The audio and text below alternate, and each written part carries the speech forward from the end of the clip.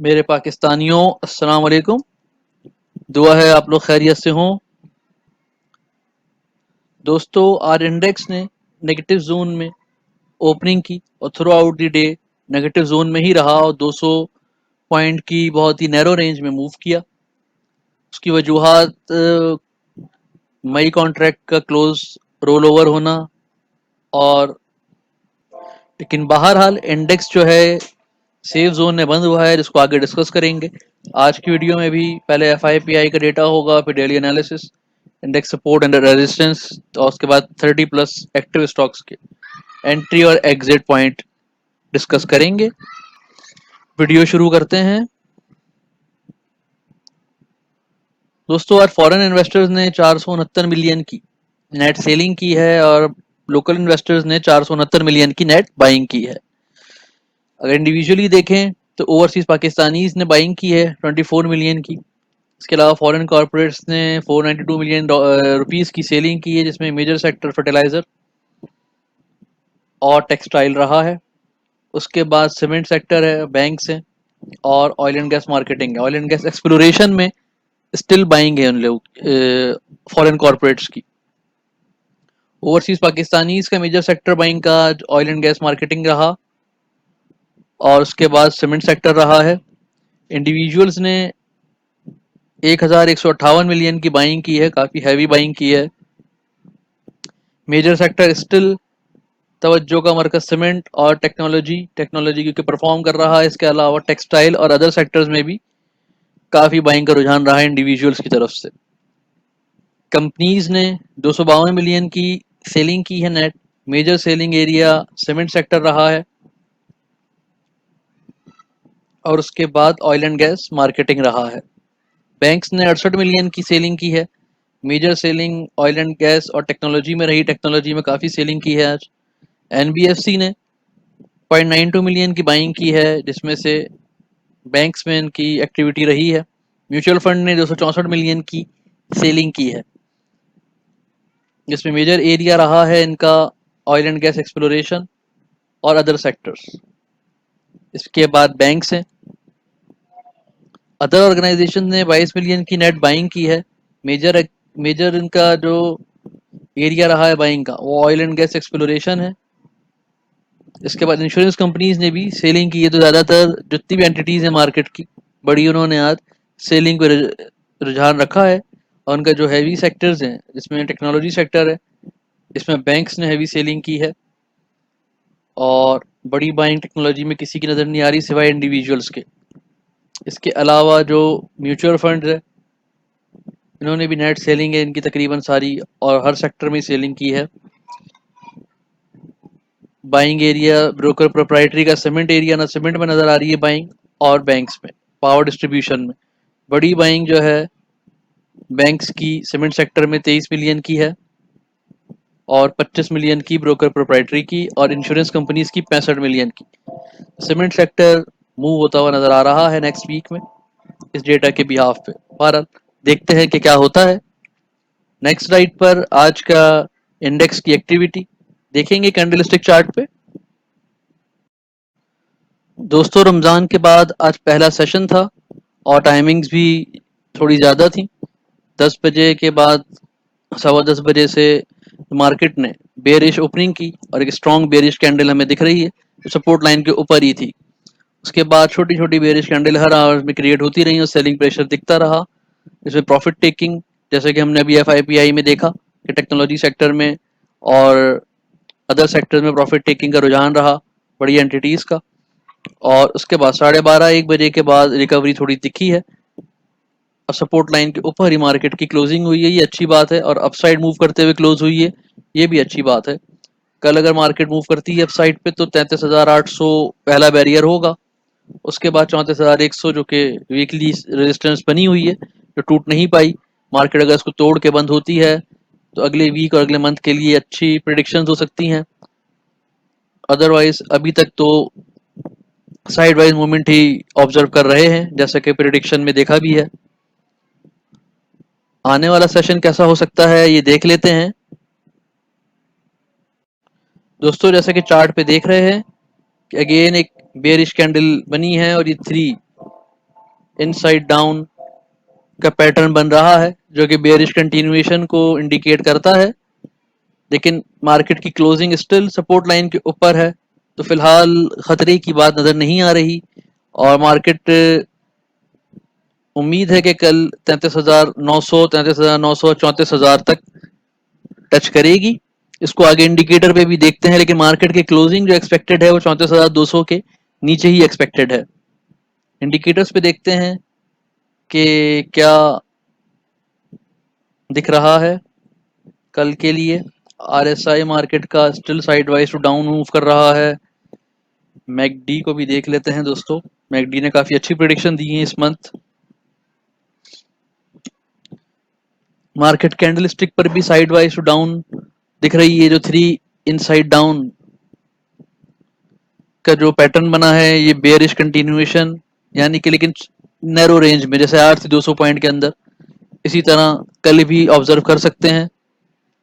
McD still blue line जो है red line को क्रॉस कर रही है और ये नीचे की तरफ आती है, तो बेयरिश सेशन ही ऑब्जर्व करेंगे कल भी।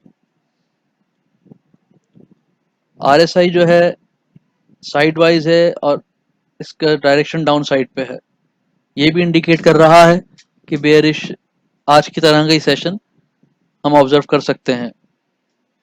इसमें एक चीज और भी काबिल जिक्र है कि जैसे हम यहाँ देख रहे हैं कि 3 इनसाइड अप का पैटर्न बना था, कमजोर था लेकिन था, और उसके बाद फिर हमने 3 अपसाइड देख के हमने यहाँ पे एक बेयरिश कैंडल देखी। तो यहाँ पे ये ऑब्जर्वेशन बनती है कि 3 इनसाइड डाउन देख के कल बुलिश कैंडल भी ऑब्जर्व हो सकती है। कमजोर सी होगी, यानी बहुत स्ट्रांग नहीं होगी, लेकिन मुमकिन है। मार्केट मार्केट जो है स्टिल 20 डीएमए लाइन के ऊपर है और मार्केट की वही सपोर्ट रेजिस्टेंस जो है 34,500 पर बनी हुई है, जो मार्केट ब्रेक नहीं कर सकी इस मंथ। और मार्केट की सपोर्ट 32,700 पे 32,700 के ऊपर नजर आ रही है। सॉरी, 33,500, 33,600 पे नजर आ रही है। नेक्स्ट स्लाइड पर 30 एक्टिव स्टॉक्स की एंट्री और एग्जिट पॉइंट्स देखते हैं।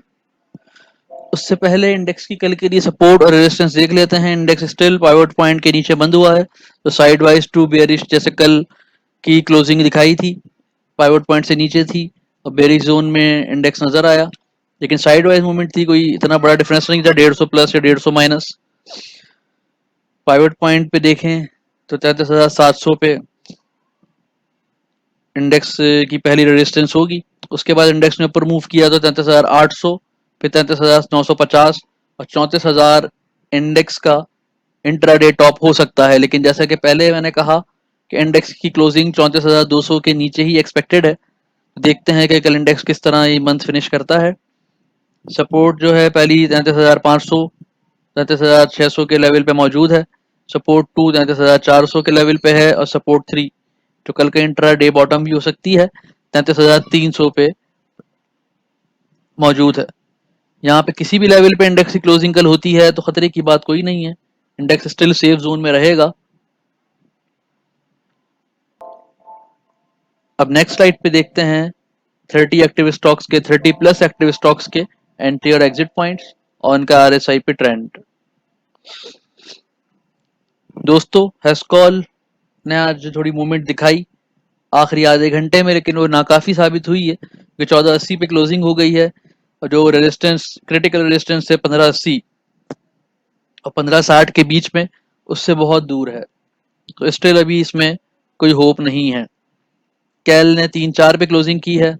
साइडवाइज मूवमेंट ऑब्जर्व कर सकते हैं। एमएलसीएफ ने पाइवट पॉइंट से ऊपर मूव किया है इस पूरे हफ्ते में पहली बार, और एक्सपेक्ट करते हैं कि कल इसको बुलिश मूव में देखेंगे।